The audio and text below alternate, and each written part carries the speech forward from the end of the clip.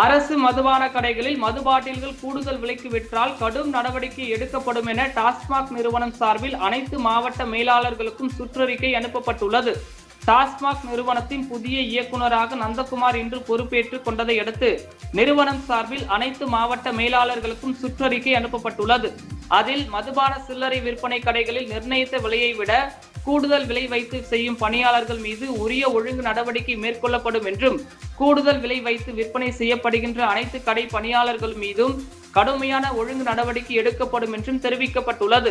அதேபோல் இதை தடுக்க தவறும் மாவட்ட மேலாளர்கள் மீதும் உரிய ஒழுங்கு நடவடிக்கை எடுக்கப்படும் என்பதால் நிறுவனத்தின் அறிவுரைகளை அனைத்து முதுநிலை மண்டல மேலாளர்களும் மாவட்ட மேலாளர்களும் சிறப்பு படை அலுவலர்களும் கடைபிடிக்க வேண்டும் என்று தெரிவிக்கப்பட்டுள்ளது.